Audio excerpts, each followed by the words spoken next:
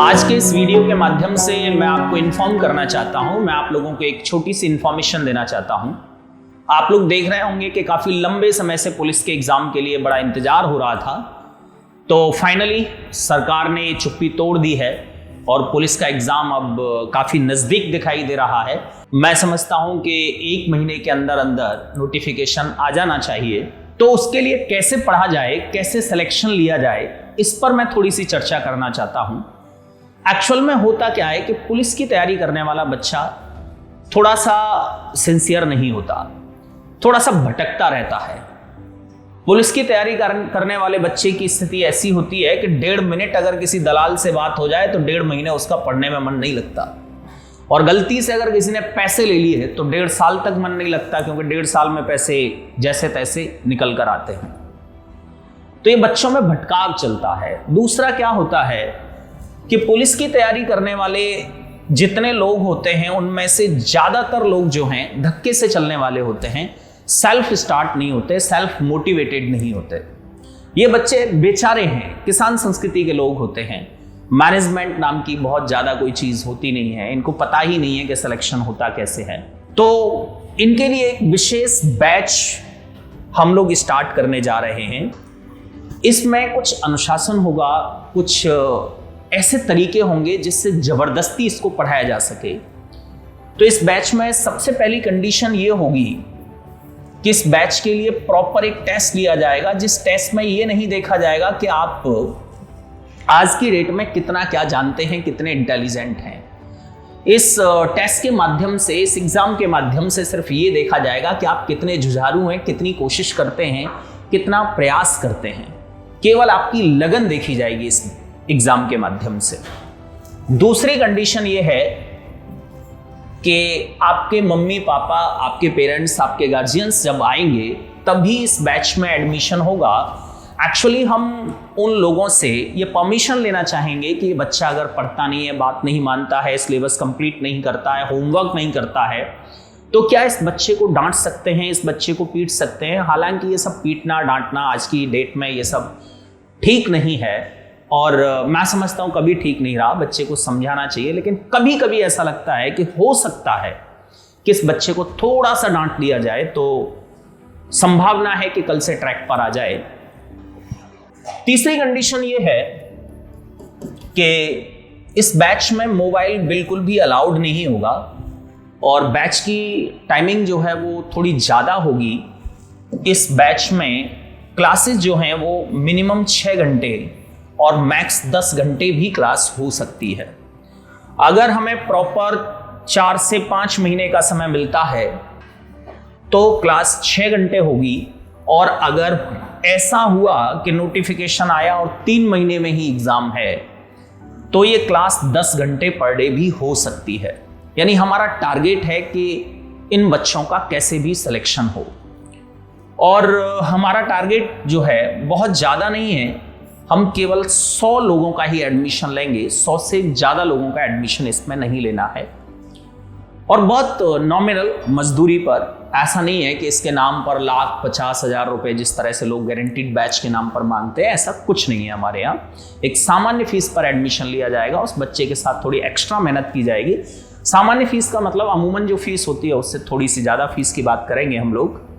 लेकिन 100 में से 100 लोगों का सिलेक्शन कैसे होता है, ये सारे तरीके जो हैं वो हमें इसमें अप्लाई करने हैं।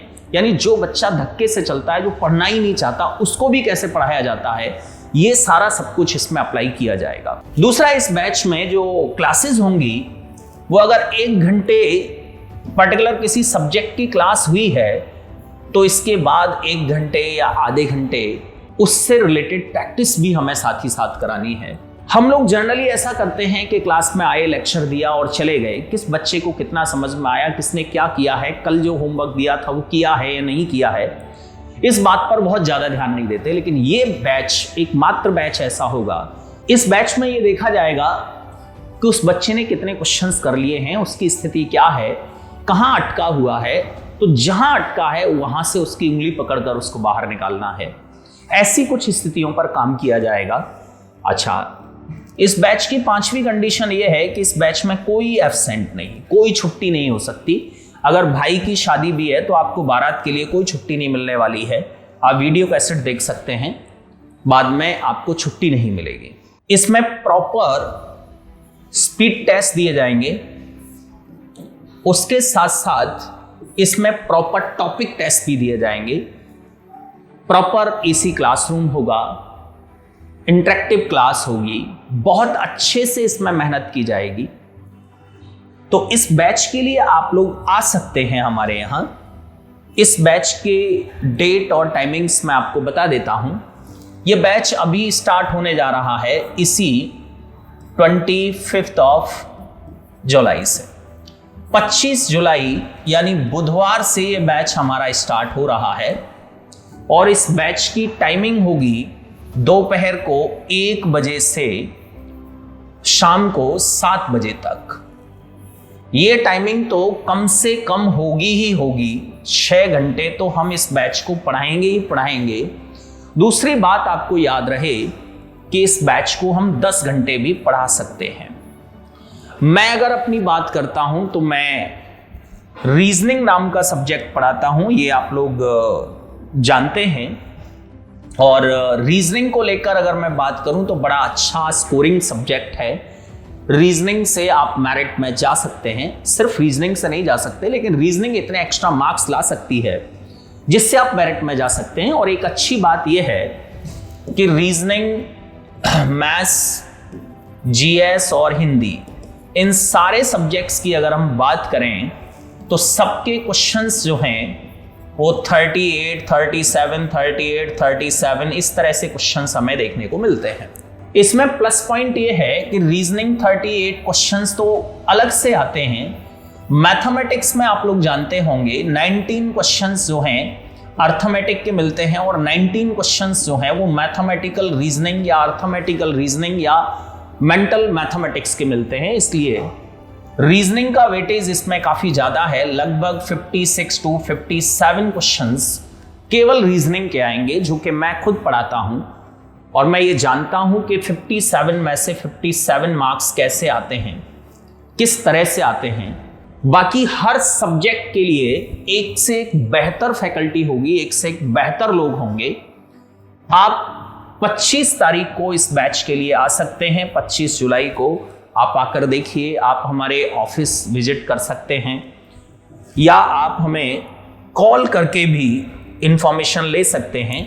आपको हमारा नंबर और हमारा एड्रेस जो है वो इस वीडियो के एंड में आपको मिल जाएगा। बाकी मैं सिर्फ एक ही बात कहूँगा कि आप जो अपेक्षा करते हैं उससे बेहतर क्वालिटी मिलेगी और मैं ये गारंटी दे सकता हूँ कि डेफिनेटली आपका सिलेक्शन होगा अगर आप प्रॉपर उन सारे रूल्स रेगुलेशंस को फॉलो कर लेते हैं, तो आप हमारे अकॉर्डिंग चल लेते हैं। तो बाकी बैच ही हमने ऐसा डिजाइन किया है कि आपको हमारे अकॉर्डिंग चलना ही पड़ेगा।